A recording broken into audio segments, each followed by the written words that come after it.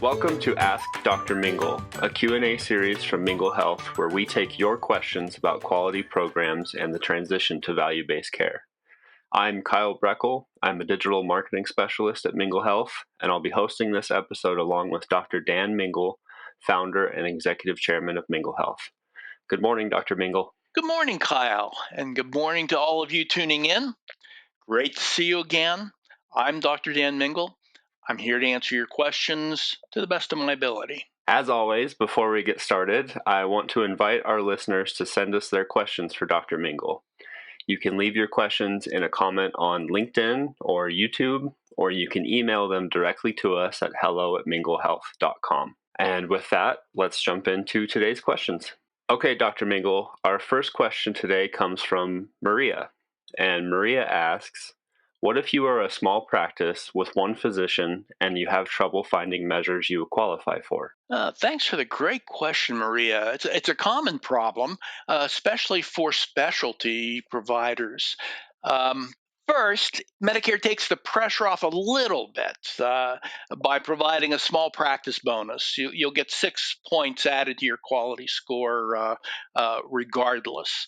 Also, there's small practices qualify, and when it lapses for everyone else, they'll continue to qualify for a 3-point minimum.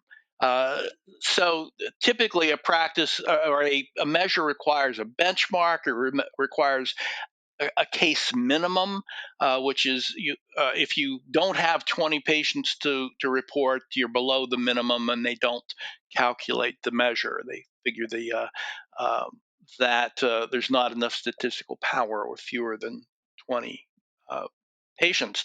And finally, there's a data completeness threshold. And the current requirement is that you submit on 70% of the eligible instances, so 70% of the patients who qualify or the visits that qualify for a particular measure.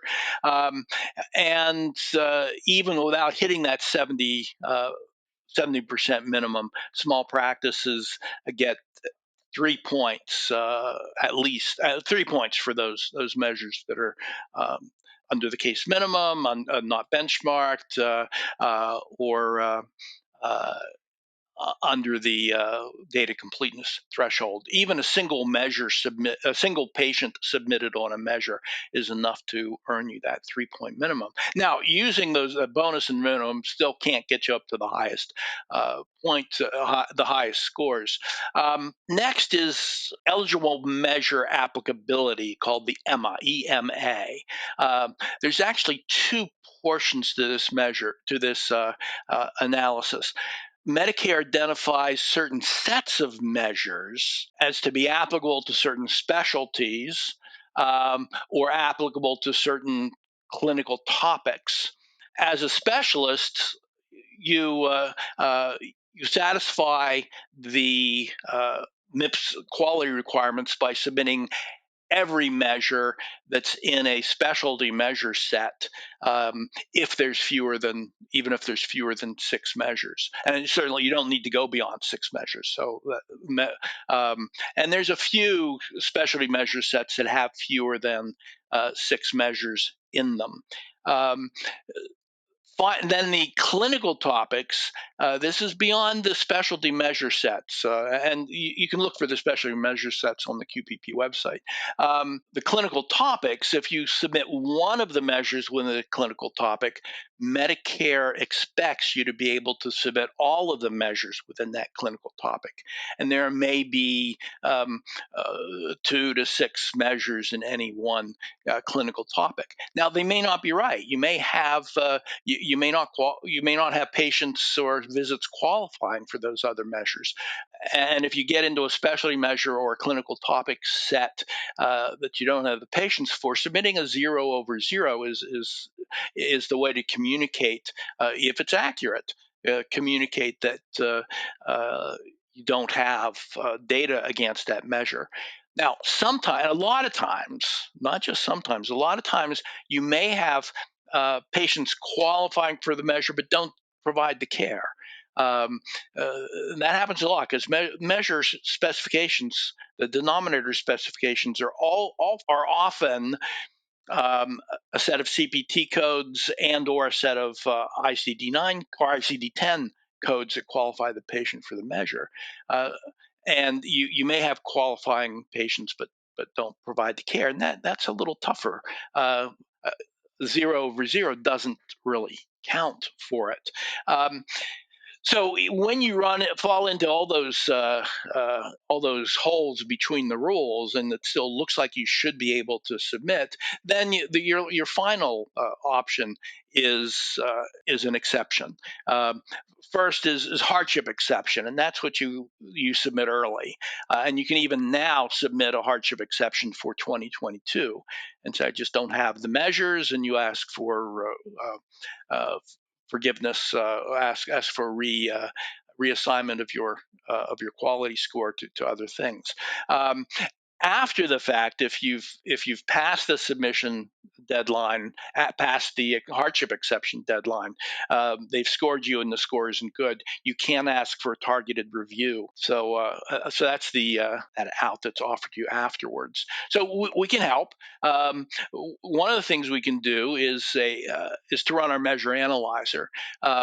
We can analyze your claims, and claims are usually a data set that most people can get to us. We can work with the same data set you send to your claims clearinghouse. And by running that, we get at least a preliminary count of all of the patients' visits that qualify for any of the measures, and we can look at the count of eligible instances for each measure, then review with you your clinical your clinical spectrum of care, and match measures to you, and help with that application for a hardship exception or targeted review. And we excel at helping to find data and help to build submissions even when it's hard. We can dip into any number of data sets if they're available, and help you get that data in. Our second question today is from Emily. And Emily asks, we have noticed quite a discrepancy between patients on our panels and patients being attributed to primary care first. Many of these patients did have annual wellness visits, but were not attributed to PCF. Do you have any insights on that? Great question, Emily. Yeah, there's a lot of ways that can happen. I think the first in primary care first, the attribution hierarchy. In that attribution hierarchy, annual wellness visits is high, but it's not the top. What trumps everything, and the only thing that trumps an annual wellness visit, is a patient choice. So the patient can log into a CMS website and choose their primary care provider, and that would overrule any of that annual wellness visits that have been done. Second issue is some billing irregularities or functions that you otherwise wouldn't notice, but might make an annual wellness visit you did not count toward attribution. And I think the big thing to remember here is that primary care first is a program specific to a practice TIN, tax ID number, a location, and a provider. So you apply for primary care first as a practice location, and you give them a list of the providers that are going to be participating. Now that can be updated quarterly, but it is a hard stop. So if an annual wellness visit has been done in your organization, but attributed to a provider who's not on the list of PCF providers, it won't count toward attribution. Or if an annual wellness visit is done in your organization, it was not done in that practice. If the AWV is attributed to a different location, even the right provider at a different location, it probably won't count toward your attributed patient list. And finally, there can be issues of competition. One of your patients who's been seen elsewhere and an annual wellness done after yours would change that patient's affiliation or attribution to that practice. Now, I suspect, I'm not absolutely certain this happens because it falls between the rules. Um, but you can't be paid for an annual wellness visit if it's been done less than a year prior by you or somebody else.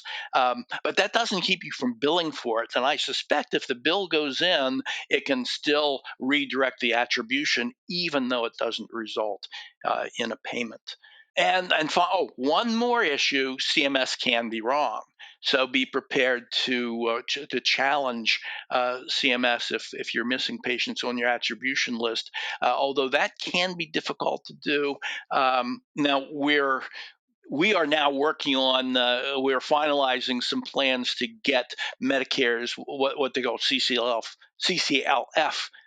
clinical claims line feeds, access to those. So it's a practice-wide set of data that looks at patients' activities even outside your practice. Now, there's some weaknesses to the data set they're providing to primary care first.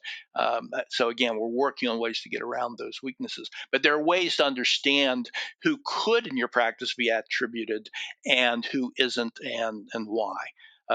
So I think within the next 12 months, you should be able to tap into that capability in our group. Excellent question, Emily, and thank you for sending it in. Our last question today is from George, and George asks, our ACO is preparing to report the APM performance pathway eCQMs.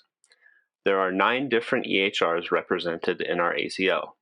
A string of missed deadlines and excuses makes me wonder if it can come together in time. Do you have any advice for us? Great question, George. And a lot of our friends and clients are running into problems with this. I think the first thing to understand, many groups don't seem to realize that the APP, the APM performance pathway, can be satisfied either by eCQMs or by CQMs. eCQMs, of course, are the electronic clinical quality measures. Um, that are part of the certification pathway for EHRs and can either be provided by the EHR or by a third party working with one or more EHRs. CQMs, clinical quality measures, sometimes called MIPS CQMs, um, are a separate set of measures. Now, they often overlap. The same measure is available as an eCQM or a CQM, and all the APP measures do exist in both camps. Um, and providing those measures to Medicare as a MIPS CQM is just as valid as the eCQMs and typically far easier to do. Um, eCQMs end up being an ONC certified process to get quality data out of EHRs, whether it's by the EHR or the third party. And the requirements are fairly stringent, and the limitations on EHRs to create them tend to be structurally difficult. Um, we're talking about a system, the MIPS or the QPP system, with rules that can turn on a dime, and EHRs, which are really stuck with processes that are hard to update with less than a 2-year runtime. And also EHRs who typically aren't rewarded for working well together. They do better if they try to isolate from each other, or they're inclined to do that and not play well together. And an eCQM process. So an eCQM process can be difficult and expensive to build, and it can, once it's working, it can be broken by adding new groups to your ACO who use a different EHR, or by someone in your ACO changing EHRs, or even changing versions. Upgrading the version can render the system unworkable. So there tends to be a lot of failure points. I tend to think of the eCQMs as an exclusive process. If you walk down that narrow road, hitting all the right boxes, you can get a successful submission. But lots of places it can fail, and the more complex it gets, the more failure points there are. Now, CQMs, on the other hand, Also, now we've provided both eCQMs and CQMs. We rarely do anything with eCQMs these days because there's nothing you can do with eCQMs that you can't do better with CQMs. We have a lot of options. We can cast a broader net to pick up data the way you're recording it in your EMR, or even accommodate multiple workflows within your EMR, multiple EMRs. And we use processes that we've been using for the last 10 years that are tried and true. The way we do MIPS is perfectly applicable to the APP and works right out of the box without any extra development and virtually no implementation time. And I tend to think of the CQMs as an inclusive process. So as we add complexity on, each layer of complexity adds to the quality of your quality submission. It makes it more accurate. It makes it improves your score. So I urge you to give the CQMs a try. I suggest that you do it quickly. Not that you need much time to get our process up and running. Again, very little implementation time. You can usually work right out of the box. We've been working and producing analytics within 2 weeks of engagement at sometimes. But if you need to prove to yourself that it's going to work, because if you're going to stick with eCQMs, you're going to need all the time between now and the 2025 final deadline to get it working and to work out all the kinks and deal with your first set of failures.